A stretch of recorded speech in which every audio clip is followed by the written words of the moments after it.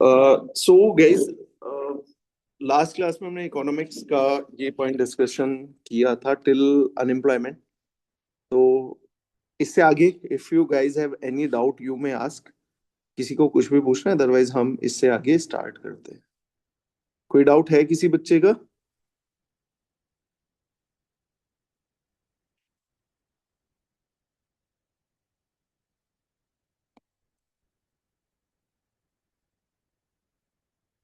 I guess recording चल रही है, ये आप मुझे एक बार बताइएगा। ठीक है। हम स्टार्ट कर रहे हैं अनएम्प्लॉयमेंट से, ठीक है। टाइप ऑफ एम्प्लॉयमेंट नहीं, अनएम्प्लॉयमेंट है। अनएम्प्लॉयमेंट, ठीक है। बेरोजगारी के क्या क्या तरीके हैं, टाइप्स ऑफ अनएम्प्लॉयमेंट।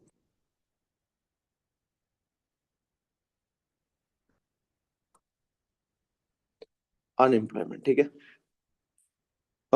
एक बार आप कंफर्म कीजिए मेरी वॉइस आप सुन पा रहे हैं, और स्क्रीन भी शेयर हो गया है। एक बार कोई यस भी सर। बच्चे, ओके Yes, ओके sir. ठीक। ओके सो अनएम्प्लॉयमेंट, अगर आप देखेंगे दुनिया का कोई भी ऐसा देश नहीं है, कोई भी ऐसा देश नहीं जहां पे 100% एम्प्लॉयमेंट हो। There are certain percentage of like people जिनको एम्प्लॉयमेंट नहीं मिलता है, ठीक है। अब अनएम्प्लॉयमेंट में डेफिनेटली सरकार के ऊपर कुछ जिम्मेदारियां आती हैं। पहली बात तो सरकार को ज्यादा से ज्यादा लोगों को एम्प्लॉयमेंट प्रोवाइड कराना है। एंड अगर सरकार एम्प्लॉयमेंट प्रोवाइड कराने में फेल हो जाती है तो भी सरकार के ऊपर बहुत सारी जिम्मेदारियां आती हैं, जैसे सोशल सिक्योरिटी है, अनएम्प्लॉयमेंट अलाउंस है। इंडिया में भी सरकार देती है, बेरोजगारी भत्ता देती है, but that is to low. मतलब एक अच्छी खासी लाइफ जीने के लिए वो बहुत कम है। तो देती तो है लेकिन वो बहुत कम है, फर्क नहीं पड़ता उससे इतना ज्यादा। किसी राज्य में 1,000 है, किसी में 2,000 रुपए पर मंथ है, तो नॉट सफिशिएंट एट ऑल। पर ठीक है, आपको ही देना है। अब कई सारी तरीके के अनएम्प्लॉयमेंट होते हैं। एक होता है साइक्लिक। साइक्लिक होता क्या है, किसी भी देश की इकोनॉमिक ग्रोथ की एक साइकिल होती है। कोई भी देश जब ग्रो करता है ना, तो ऐसे नहीं है सिर्फ वो ग्रो करता है। देर आर पीरियड्स जहां पे उसमें तेजी आएगी, बूम आएगा, ठीक है। जहां पे उसमें बूम आएगा, फिर वो पीक पे पहुंचेगा, फिर एक स्लो डाउन आएगा। तो जब भी ये स्लो डाउन आता है, रिसेशन आता है, यहाँ पे तुम्हारा अनएम्प्लॉयमेंट बढ़ जाता है, ठीक है। तो ऐसे ही होता है, जब दोबारा से रिकवरी होती है तो एम्प्लॉयमेंट बढ़ जाता है। तो कोई भी देश ऐसे ही ग्रो करता है। अगर आप यूएस का देखेंगे, यू विल फाइंड यूएस का 1930 में इकोनॉमिक क्राइसिस था। उसके बाद में फिर वर्ल्ड वॉर के दौरान था, फिर 1970s में था, है ना। इसके बाद में 2008 में क्राइसिस आया, ग्रो डाउन हो गया। फिर 2020 2016 17 में भी थोड़ा ज्यादा ग्रो नहीं किया ये, ठीक है। तो ऐसे ही करके आप देखोगे हर एक देश ऐसे ही ग्रो होता है। तो हर एक देश की एक बिजनेस साइकिल होती है। तो जब वो बूम पे हो रहा होता है तो पीक एम्प्लॉयमेंट होता है, लेकिन जब रिसेशन आता है, रिकवरी होती है, तो एम्प्लॉयमेंट कम हो जाता है। तो हर देश की एक ग्रोथ साइकिल है। दूसरा है, तो आप समझ पा रहे हैं ना हर कैटेगरी के अनएम्प्लॉयमेंट को। दूसरा है फ्रिक्शनल। फ्रिक्शनल का मतलब है when let's say you are working in a company A, और आपको अब चेंज मारना है, शिफ्ट मारना है कंपनी बी में, और आपने यहाँ पे नवंबर में रेजिग्नेशन दे दिया, अब आपको जॉब मिलने में लग गया मार्च। तो देयर इज दिस 3-4 मंथ जब आप अनएम्प्लॉयड थे। तो जब आप एक कंपनी से दूसरी कंपनी में स्विच मारते हैं, सर्टेन पीरियड टाइप तक जो आप अनएम्प्लॉयड होते हैं उसको बोलते हैं फ्रिक्शनल, ठीक है। फिर एक होता है सीजनल। सीजनल पता है आपको, दे आर सर्टेन इंडस्ट्रीज जो आपको एक पर्टिकुलर सीजन में काम देते हैं। फॉर एग्जांपल यू विल, आप देखोगे ना, they are certain people which do work in wedding, band बाजा बारात वाले लोग कुछ भी हैं, डांसर कुछ भी मानो, तो उनको एक सीजन में उनके पास काम होता है। They are certain people which are like in वुलेंस बनाते हैं, तो जिनको एक सर्टेन सीजन में काम मिलता है, फिर काम नहीं मिलता है। तो there are certain types of employment जहां पे आपको थ्रू आउट द ईयर आपको काम नहीं मिलता है, एक सर्टेन पीरियड में आपको काम मिलता है। तो सर्टेन पीरियड में आप एम्प्लॉयड होते हो, फिर आप अनएम्प्लॉयड हो जाते हो। ठीक है ना, बहुत सारे ऐसे बिजनेसेस हैं। आप देखो there are number of people जो एक सर्टेन लाइक कि तब काम करते हैं, पहले काम नहीं करते। जैसे कोई भी ले लो, शादी का मैंने आपको एक एग्जांपल दिया। तो ये हो गया तुम्हारा सीजनल।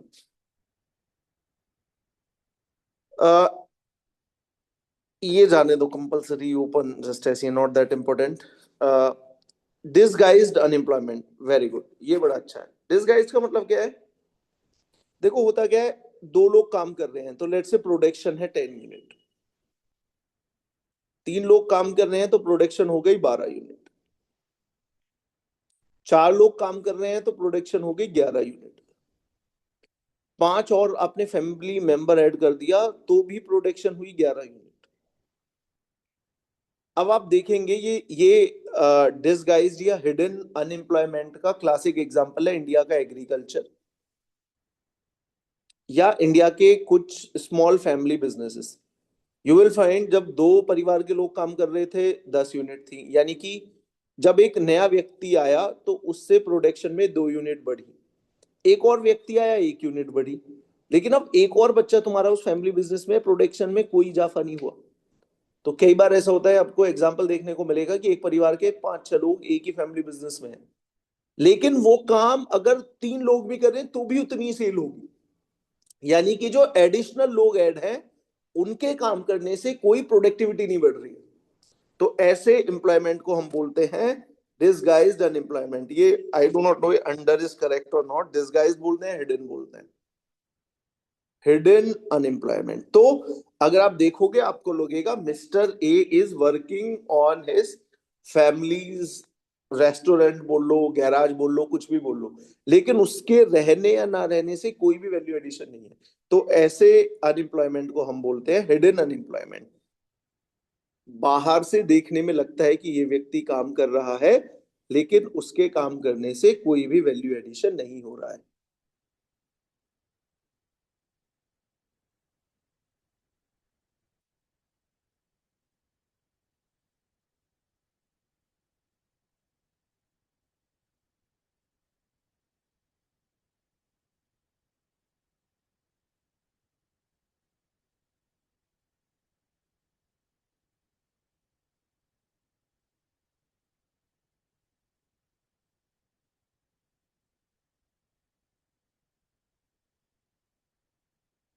क्लियर है?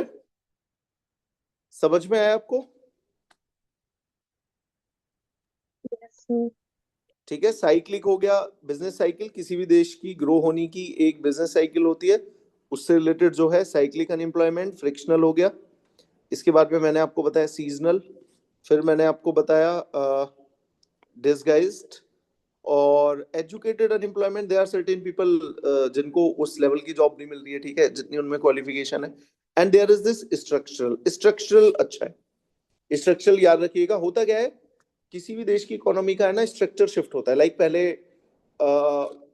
जैसे स्ट्रक्चर शिफ्ट हो रहा है, आप मानो, ये बहुत अच्छा था, मैं कल परसों ही याद आया मुझे, I was like watching a documentary जहाँ पे जो कार्ड बेचते हैं ना, वेडिंग कार्ड्स, वो बोल रहे थे कि आजकल तो सारे लोग डिजिटल कार्ड बनाते हैं। तो जो लोग प्रिंटिंग प्रेस में थे, प्रिंटिंग और ये जो प्रेस वाले बिजनेसेस हैं, ये अब चेंज हो रहे हैं, लोग जा रहे हैं डिजिटल में।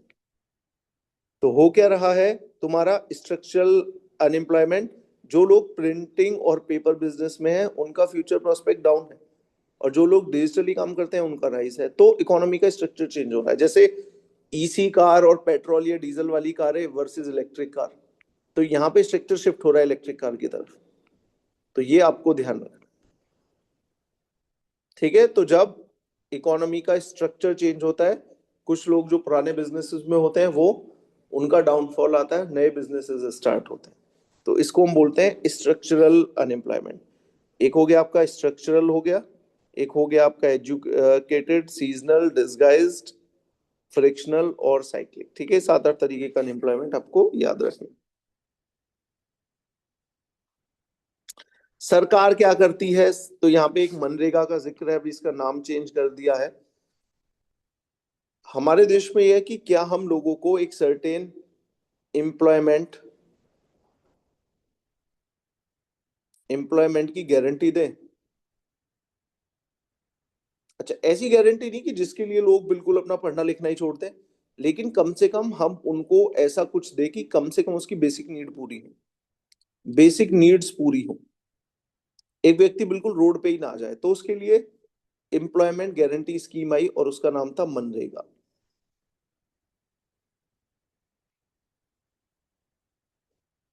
महात्मा गांधी नेशनल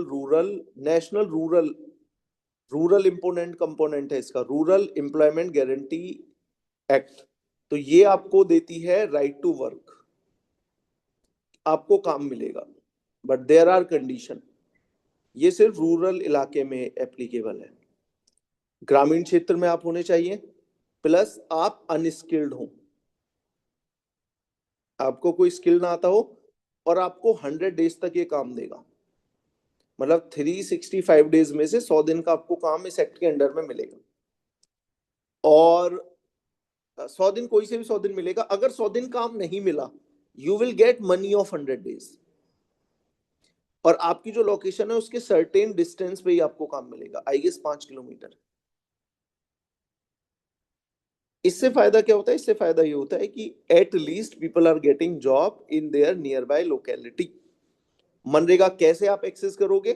लेट से आप इंडिविजुअल हो, अच्छा ज्यादा पैसे नहीं मिलते, 120-30 रुपए सरकार देती है, स्टेट गवर्नमेंट का मिला लो तो राज्यों में 200 से 250 रुपए पर डे का मिलता है, 300 मान लो। तो कम से कम उसको 100 दिन में या तो काम मिलेगा, काम नहीं मिला तो सरकार पैसे देगी, कम से कम उसकी पॉकेट में 20 से 30 हजार रुपए साल के आ जाएंगे। तो एटलीस्ट वो ऐसी सिचुएशन में नहीं है उसको भीख मांगने की जरूरत पड़ रही है, कम से कम उसका रोटी कपड़े का कुछ तो सरकार की तरफ से एक एश्योरिटी होगी। तो ये है मनरेगा। तो आपको क्या करना है, इफ यू आर पीपल, आपको अपना मनरेगा का कार्ड बनाना है, उसके बाद आपको एम्प्लॉयमेंट मिलेगा, नहीं मिले तो पैसे मिलेंगे, और ये पैसा आपकी डायरेक्टली आपके बैंक अकाउंट में, बैंक अकाउंट में पैसा आ जाएगा। इसमें भी कुछ पहले दिक्कतें होती थी कि पैसा डिले होता था वगैरह वगैरह। तो ये था तुम्हारा मनरेगा, लेकिन ये रूरल इलाके के लिए था। अब कुछ लोगों ने बोला कोविड के दौरान कि सर हमारे देश में रूरल लोगों के लिए तो है, व्हाट अबाउट अर्बन पुअर, जो शहरों में पुअर है उनके लिए क्या?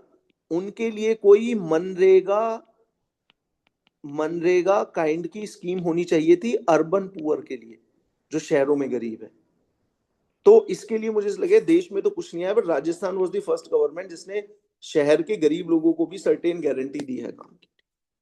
दिक्कत ये थी कि गांव में आप रोड बनवा लो, कुछ भी करवा लो, शहरों में अगर आप इन लोगों को सर्टेन इनकम दोगे, काम क्या कराओगे, बहुत सारी बात थी। तो शहरों में भी हमारे देश में कोई स्कीम नहीं है, गांव पे है मनरेगा। मनरेगा में भी कुछ चेंजेस आए हैं, ये करंट अफेयर्स करूंगा तो पढ़ाना है, और ये आपके लिए होमवर्क है, ठीक है? तो राइट टू वर्क कम से कम इसने दिया कि कुछ लोगों को काम मिलेगा, सर्टेन कुछ तो आपको मिलेगा। क्लियर है ये वाला पॉइंट? Yes, sir. ठीक है, तो हमारे देश के अर्बन पुअर्स का तो मतलब कुछ करना है ही है उनके लिए। There are many scheme for like rural poors, urban के लिए कुछ भी नहीं है। ठीक है, ये हो गया, तो ये देख लेना। इसके बाद में नेम ऑफ प्रोग्राम है, बहुत सारी चीजें हैं, निर्मल भारत प्रोग्राम। अच्छा, ये डीबीटी हमेशा भी याद रखना, डायरेक्ट बेनिफिट ट्रांसफर। हमारे देश में पहले एक सबसे बड़ा दिक्कत था, ये बहुत सारी स्कीमें हैं सरकार की वन बाय वन। एक बहुत बड़ी दिक्कत थी, वो दिक्कत थी कि let's say government is having money. देखो हमारे देश में सरकार के पास कोई बोले कितना ही कम पैसा हो, लेकिन कम से कम इतना पैसा है कि लोगों को हम रोटी खिला सके, उनको कपड़े के लिए पैसे दे सके। तो एक तरफ तो सरकार के पास इतना पैसा है कि हम किसी को भूखा ना मरने दें, लेकिन दूसरी तरफ लोग भूखा मर रहे हैं, उनको खाने के लिए नहीं मिल रहा है। तो प्रॉब्लम किस में है? बहुत सारे ऐसे लोग हैं जिनको खाने के लिए नहीं मिल रहा है। तो जब भी सरकार इन गरीब लोगों तक पैसा पहुंचाती थी तो दिक्कत क्या आ जाती थी? लीकेजेस हो जाते थे। लीकेजेस का मतलब है जितने पैसे पहुंचे उतने नहीं पहुंचे, जिनको मिलना चाहिए उनको नहीं मिल रहा है, या ऑन पेपर तो पैसे पहुंच गए, ग्राउंड में कुछ काम नहीं हुआ।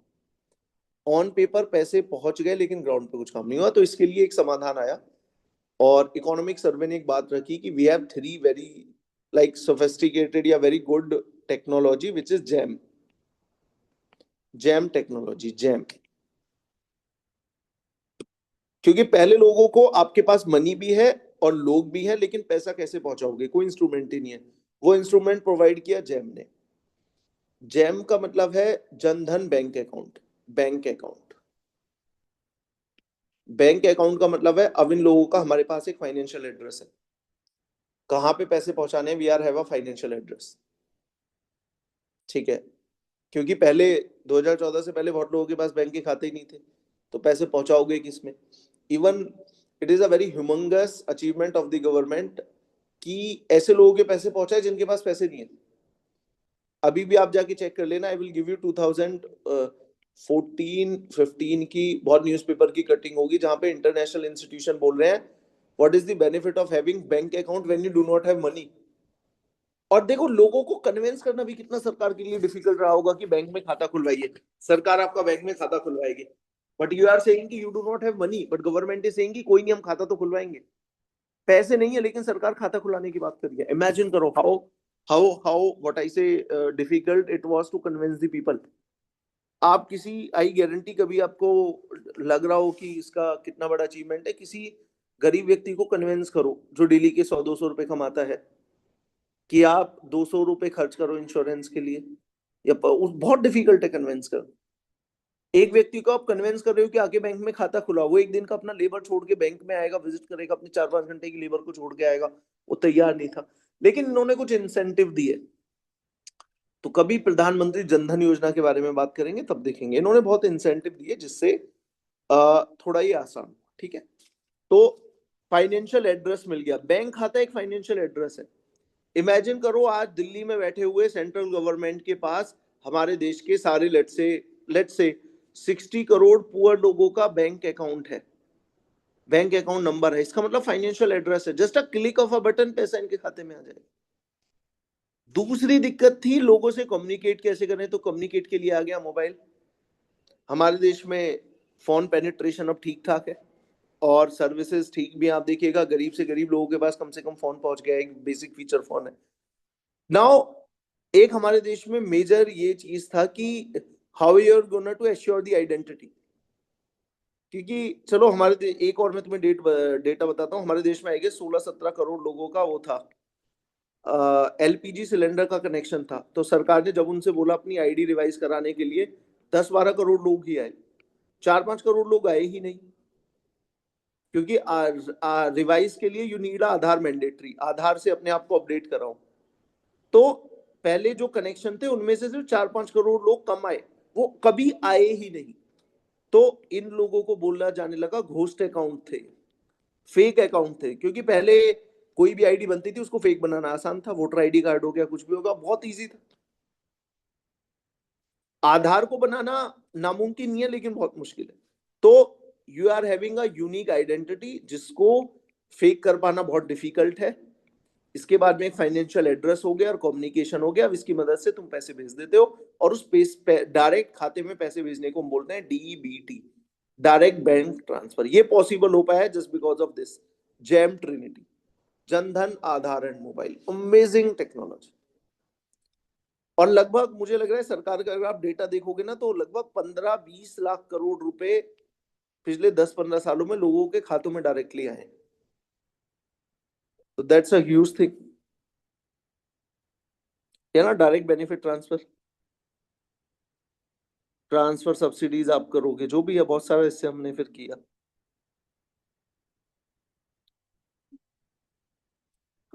One nation one ration card के बारे में मैंने आपको बताया था ना, पढ़ाया था मैंने आपको, आई गेस 5 ईयर प्लान में जब आपको पढ़ा रहा था तो मैंने आपको बताया था ये पूरा इंडिया का पब्लिक डिस्ट्रीब्यूशन। तो मैंने आपको one nation one ration card बताया था। ये सारी स्कीमें हैं, कुछ स्कीमें पढ़ लेना, अच्छी हैं। प्रधानमंत्री किसान मानधन योजना, किसान को भी देखो, बाकी लोगों को तो पेंशन मिलती है एक रिटायरमेंट के बाद जब आप फिजिकली काम नहीं कर पाते, you will get money. What about farmers, farmers को कैसे मिलेगी, तो देयर इज दिस स्कीम। ऐसे ही कुछ स्कीम है। Now all sectors of Indian economy, agriculture, agriculture sector is very crucial for Indian economy. Data अगर आप देखोगे अप्रोक्स 40% हमारे देश की जो पॉपुलेशन है वो एग्रीकल्चर पे डिपेंड है। और हमारे देश की आप मान के चलिएगा 18% जीडीपी यहाँ से आती है। तो हमारे देश की जितनी प्रोडक्शन है उसका 17-80% एग्रीकल्चर से आता है। और agriculture is just not a normal industry, it is like the backbone of economy. ये फूड सिक्योरिटी भी आपको देता है।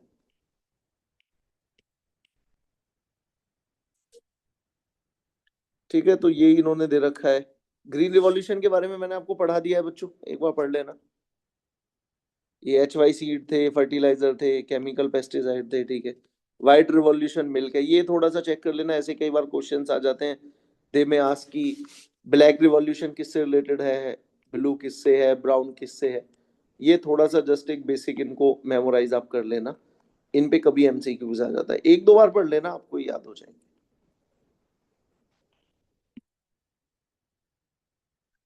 फूड मैनेजमेंट MSP करा चुका हूँ, पब्लिक डिस्ट्रीब्यूशन करा चुका हूँ मैं आपको। Food corporation of India, food corporation India ही वो बॉडी है जो फार्मर से फूड परचेज करता है, फूड परचेज करता है। इसलिए देखो ना, स्टेब्लिश कब हुई है, 1965 में।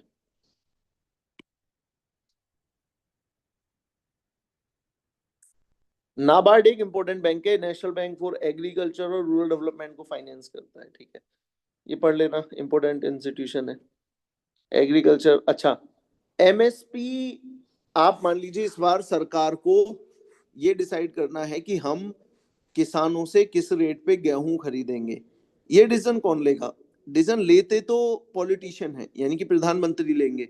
लेकिन प्रधानमंत्री क्या कोई भी डिसीजन बिना डेटा के लेते हैं? बिल्कुल नहीं लेते। डेटा तो होगा।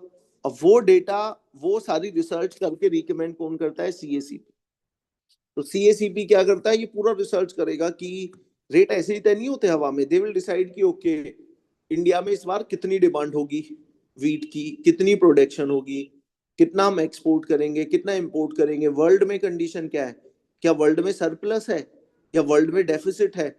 तो सारे पैरामीटर को ध्यान में रख के, इवन दे ऑल्सो इंक्लूड की क्या हमारे देश के लोगों में फूड बास्केट में चेंज आ रहा है, लोग वीट की जगह कुछ और खाना स्टार्ट कर रहे हैं। सारे इन कंसिडरेशन को लेके एक प्राइस बोलते हैं। इन्फ्लेशन भी देखेंगे, देश में इस बार महंगी कितनी हुई है, देश में इस बार लोगों की इनकम कितनी बढ़ी है।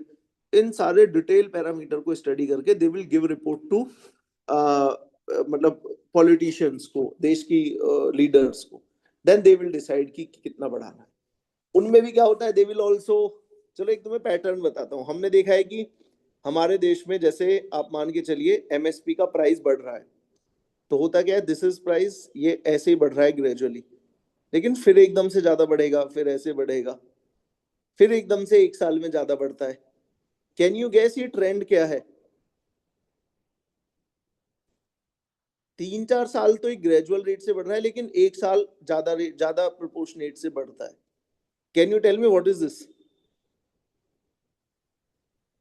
इलेक्शन आने से पहले बढ़ यस, जाता है। Yes, before election year, before election year. तुम देखना कि लेट्स से 2009 में इलेक्शन हुआ, तो कांग्रेस ने MSP कितना बढ़ाया होगा? पिछले 5 साल के प्रोपोर्शनेट के कंपैरिजन में इस बार ज्यादा होगा, 2014 में और ज्यादा होगा, 2019 में ज्यादा होगा, ठीक है। तो they will take all these consideration. तो MSP हो गया, CACP हो गया। तो CACP रिकमेंडेशन देती है CC, cabinet committee on economic affairs को। देश में इकोनॉमिक डिसीजन लेने वाली ये सबसे बड़ी बॉडी है।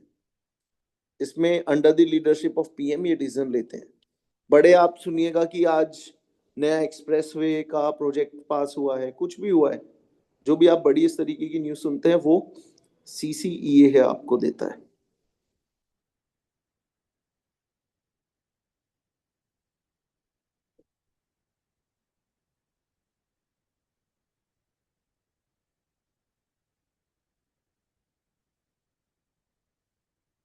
क्लियर है?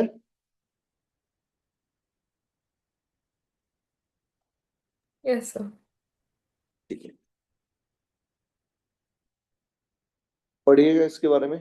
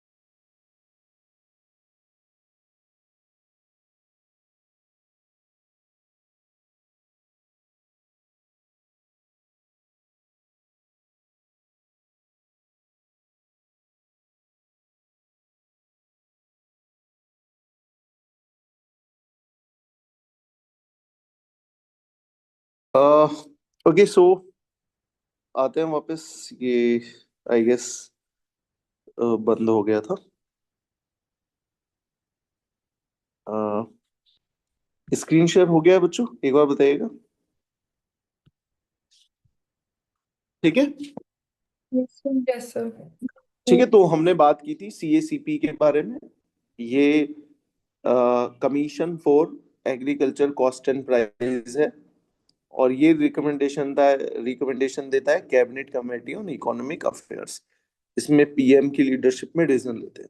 हमारे देश का कोई भी, देखो, सबसे बड़ा इकोनॉमिक डिसीजन जो लेंगे वो ये कमेटी लेती है। ऐसे नहीं है पीएम अकेले बैठ के साइन किए जा रहे हैं, नहीं, there has to be passed by CC.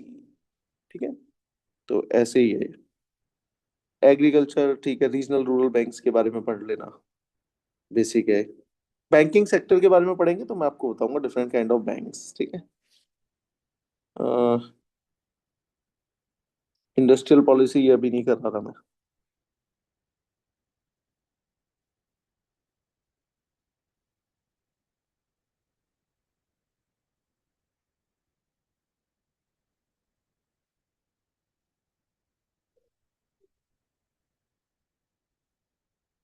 ये वाला मैंने आपको करा दिया है, इसको एक बार रिवीजन कर लेना।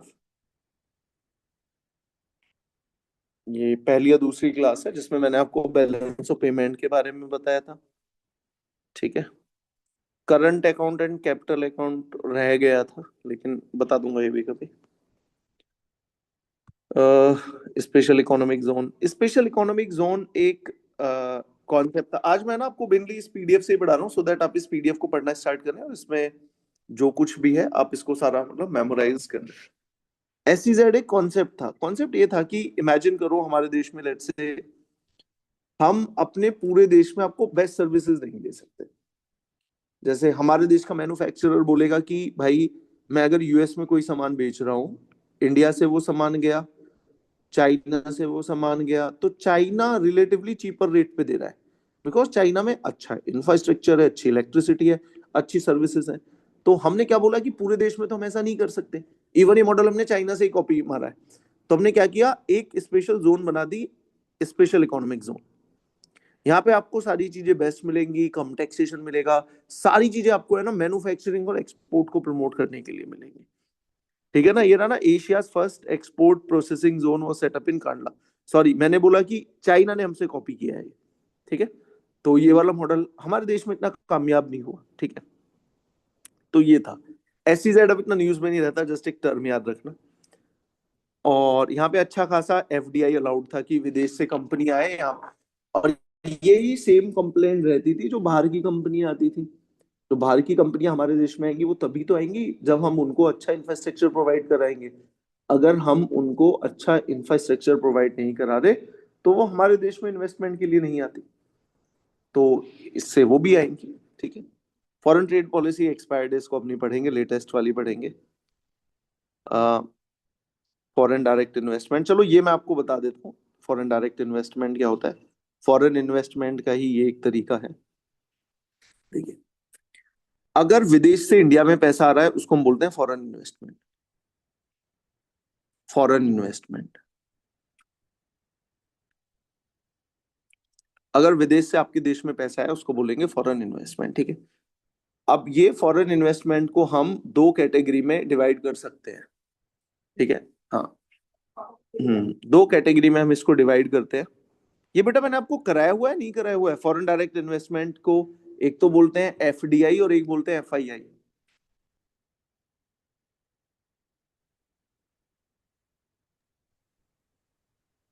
कराया हुआ है या नहीं, प्लीज बताइए एक बार। आई थिंक फर्स्ट क्लास में सर ग्लिम्स दिया कराया था हुआ है बस। ना? ठीक है, करा नहीं, दिया था। डिटेल में नहीं कराया था, बस थोड़ा सा डिस्कस करा हल्का। अच्छा, तीन चार पॉइंट आपको याद रखने फॉरेन, चलो मैं बता रहा हूँ। Foreign direct investment and foreign, चलो ये फॉरेन इन्वेस्टमेंट वाला टॉपिक करा रहा हूँ, इसमें कई सारे कीवर्ड्स हैं। तो एक तो होता है foreign direct investment, foreign direct investment.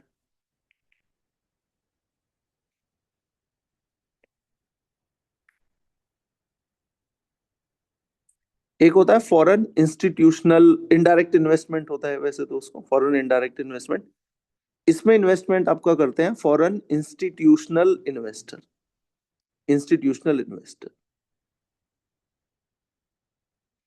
ये बहुत सारे म्यूचुअल फंड्स होते हैं या क्वालिफाइड इन्वेस्टर होते हैं, ठीक है। जो भी आपके देश में फॉरेन डायरेक्ट इन्वेस्टमेंट करता है, they invest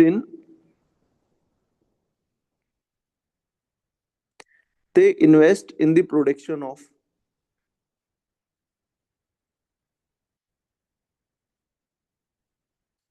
goods and services.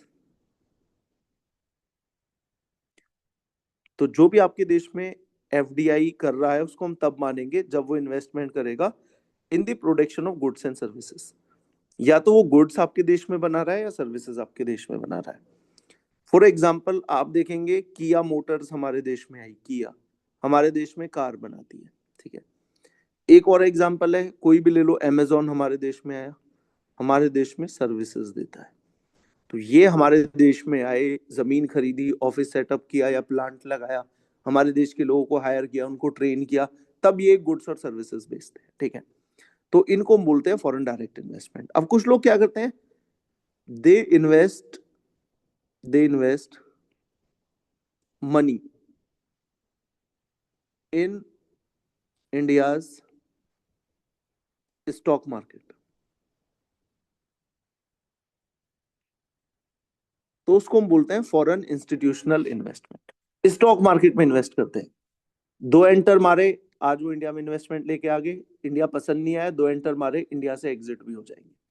तो अगर आप देखेंगे ये जो फॉरेन इंस्टीट्यूशनल इन्वेस्टर है, इसको हम एक और टर्म से भी रिप्रेजेंट करते हैं, इसको हम हॉट मनी बोलते हैं। हॉट मनी बोलते हैं क्योंकि ये हॉट मनी बहुत लिक्विड है। अगर इंडिया अच्छा लगा तो और पैसा इंडिया में आएगा। कल को इन्हें लगा कि इंडिया से ज्यादा अच्छा यूएस कर रहा है तो ये बहुत जल्दी यूएस में भी चले जाते हैं, बहुत जल्दी ये वापस चले जाते हैं। तो हमारे देश के लिए मतलब ये पैसा तो लेके आते हैं but they are not very stable, ठीक है ना। ये बहुत अनप्रिडिक्टेबल है, इसलिए इनको हॉट मनी बोलते हैं। बहुत जल्दी ये लिक्विड करते हैं।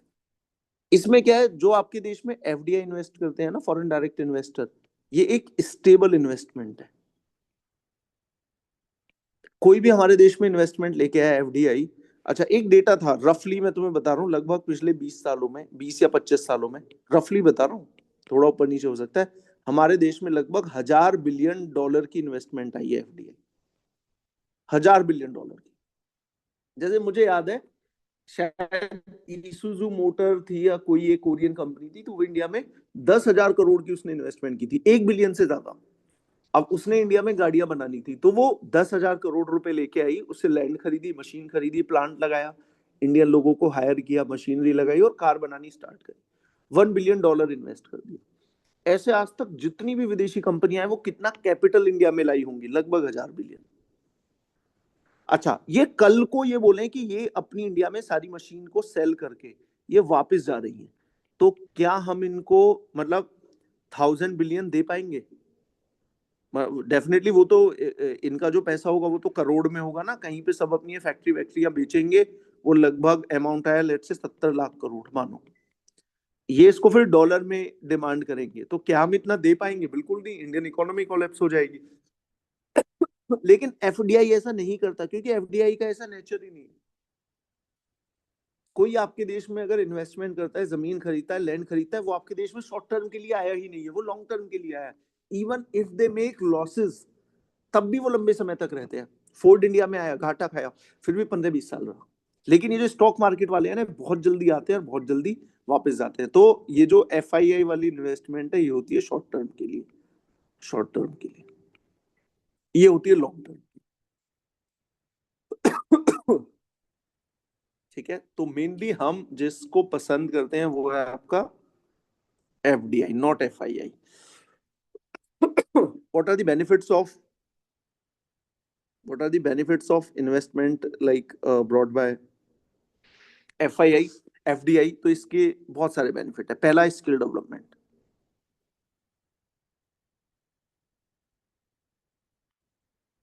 स्किल डेवलपमेंट होता है। आप देखिए why India was very adamant कि हम टेस्ला को इंडिया में लेके आए। इंडियन गवर्नमेंट और टेस्ला के ऊपर बहुत टाइम तक टैरिफ का एक विवाद चला।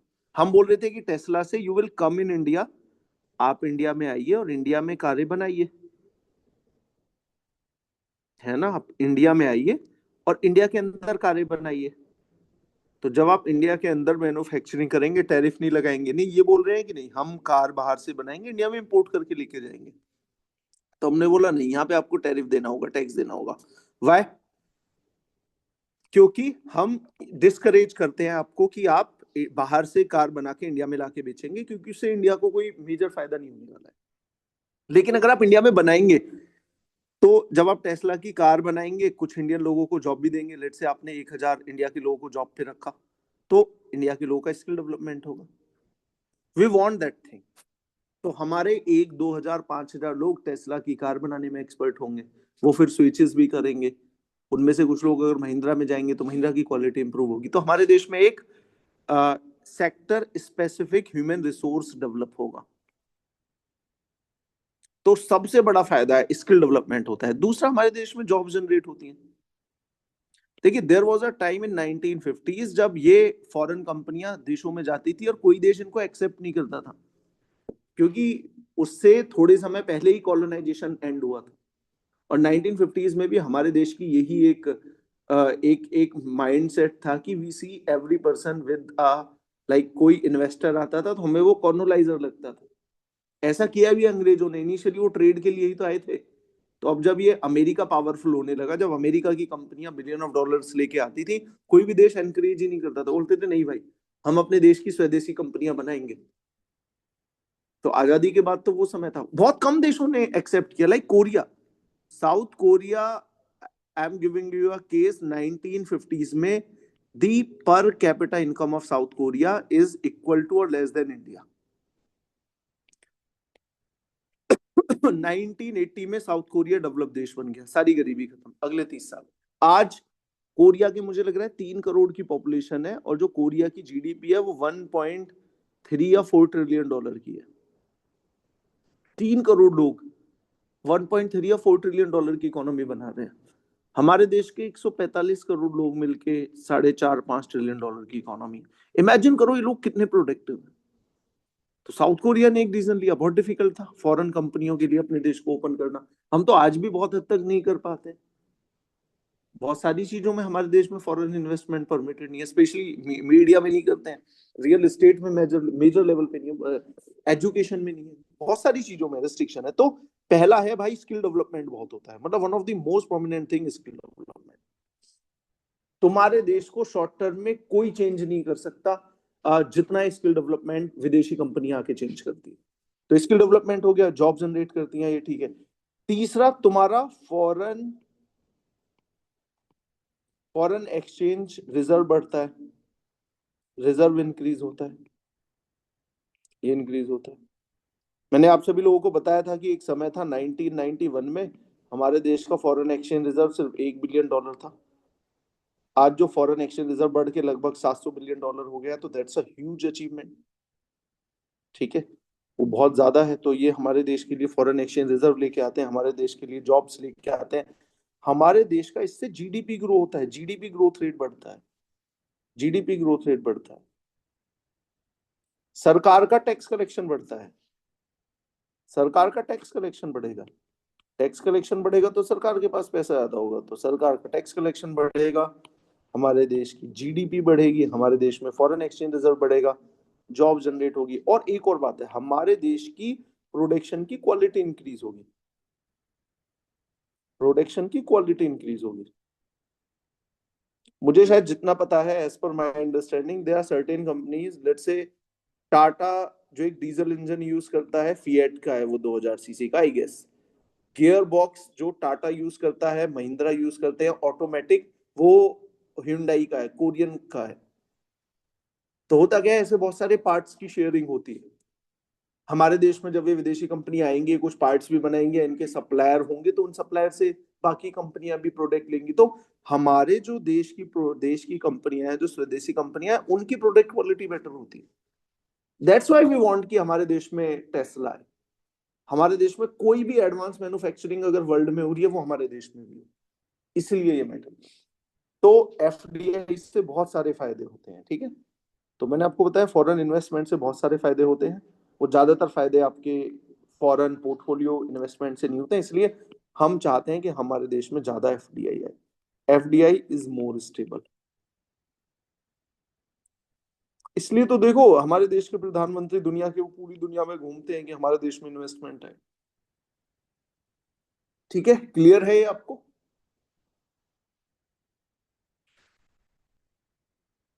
Yes, sir. ठीक है, अब आप देखिए बाहर से अगर कोई इन्वेस्टर आ रहा है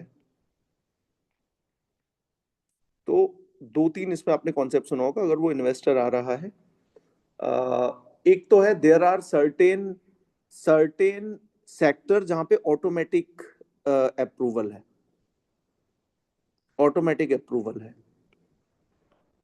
बहुत सारे सेक्टर्स हैं, तो वहां पे सिर्फ आपको आरबीआई को इन्फॉर्म करना पड़ता है।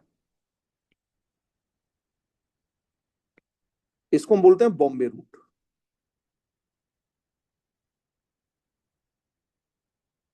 बॉम्बे रूट आपको सिर्फ आरबीआई को इन्फॉर्म करना है। यहाँ पे ऑटोमेटिक अप्रूवल है, जैसे हमने बोला है कि हमारे देश में कोई ऑटोमोबाइल इलेक्ट्रिक कार बनाने वाली कंपनी आ सकती है, और इसमें भी हमने 100% अप्रूवल दे रखा है, 100% एफडीआई इज अलाउड। तो उसको क्या करना है, उस कंपनी को, लेट्स से कंपनी का नाम है let's say Q, Q company का नाम है, तो क्यू को सिर्फ इन्फॉर्म करना है कि वो $1 बिलियन लेके आ रहे हैं। आरबीआई को इसलिए करना है क्योंकि आरबीआई से उनको रुपये में कन्वर्ट कराना है ना। इंडिया में तो रुपये आएंगे, 1 बिलियन को लेट्स से उन्होंने कन्वर्ट कराया लेट्स से 8,600 करोड़ में, ये पैसे मिल गए, अब इसको वो इन्वेस्ट करेंगे, लैंड परचेज करेंगे, मशीन परचेज करेंगे, जो भी है ऐसे करके। दूसरा एक हमारे देश में होता है अप्रूव रूट, अप्रूवल की जरूरत होती है, इसको बोलते हैं दिल्ली रूट। दिल्ली रूट, तो इसको अगर सर्टेन लेट्स से, अब मैं भूल रहा हूं, सर्टेन अमाउंट से ज्यादा का है तो उसको करेगा cabinet committee on economic affairs, PM वगैरह, और सर्टेन अमाउंट से कम का है तो उसको करेगा नाम चेंज हो गया, डिपिट था, DIPIT, department of industrial promotion and trade, अब इसका नाम चेंज हो गया है, एक और इन्होंने आई ऐड किया है, तो ये फिर उनको परमिशन देता है, ये परमिशन देता है। जैसे कोई सेक्टर, कोई ऐसा सेक्टर होगा जहां पे सरकार की परमिशन से आना है, जैसे डिफेंस, डिफेंस, और बहुत सारी कंट्रियां भी है जिनके लिए हम परमिशन लगा देते हैं, जैसे चाइना। चाइना हमारे देश में बोले कि मैं तो इंडिया में आके लेट्स से मैं क्या कुछ बनाना चाहता हूं, तो okay we take permission. China को हम ऐसे ही नहीं करते हैं।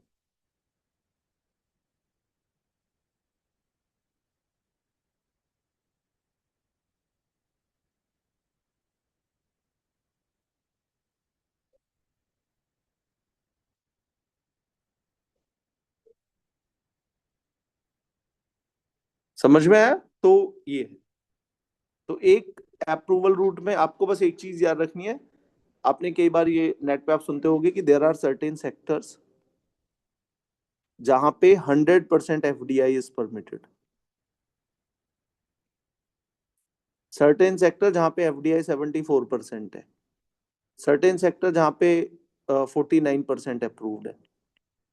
तो ये इसका मतलब ये होता है कि इसमें 74% अप्रूव्ड है, तो अगर वो कंपनी कोई विदेशी कंपनी है वो काम करना चाहती है तो उसके पास ओनरशिप 74% होगी, और उसको 26% के लिए किसी इंडियन कंपनी के साथ टाई अप करना होगा। तो कुछ ऐसे सेक्टर होते हैं जहां पे हम ये चाहते हैं कि, जैसे अब मैं पुराना एग्जांपल दूंगा, जब हमने पहली बार ये डीटीएच सेक्टर ओपन किया था, सैटेलाइट बेस्ड आपके घर में केबल टीवी आ रहा है, तो हमने 74% एफडीआई ओपन किया था। तो there is a company called Sky, तो वो इंडिया में आना चाहती थी। अब वो इंडिया में आएगी तो 100% अपने आप पे ऑपरेट नहीं कर सकती, ये हमने परमिट ही नहीं होने दिया। हमने इसलिए परमिट नहीं होने दिया कि स्काई के पास तो यूरोप में ये सर्विसेज देने का बड़ा एक्सपीरियंस है, पैसे भी हैं, तो अगर वो आ गई तो इंडिया में तो फिर वो बिजनेस छोड़ेगी ही नहीं, हमारी सारी विदेशों के पास चले जाएगा बिजनेस। तो हमने 74% किया। अच्छा, एक और चीज, हम चाहते भी हैं कि विदेशी कंपनियां आए क्योंकि उनके पास टेक्नोलॉजी है, हमारे देश की कंपनियों के पास टेक्नोलॉजी भी नहीं है, तो हम चाहते हैं वो आए लेकिन वो 100% डोमिनेट ना करे, इसलिए ऐसा हम लिमिटेशन लगा देते हैं। तो स्काई ने कॉपरेट करा टाटा के साथ, एक बार देख लेना, तो फिर ये बना टाटा स्काई।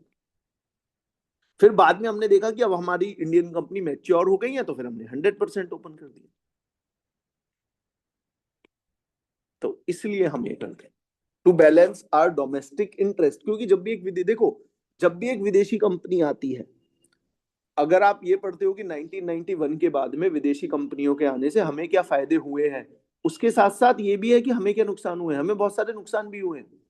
हमारे देश की छोटी कंपनियों को कंपटीशन फेस करना पड़ा इंटरनेशनल जायंट से, तो वो एक इरिटेंट है।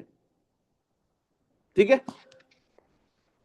सो पूछे कुछ अगर आपको पूछना है। आई गेस ये सारा एक बार इनको पढ़ना जो भी है।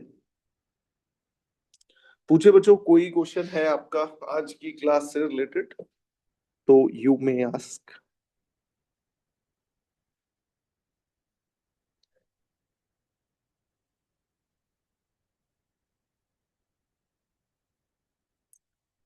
ठीक है बच्चों।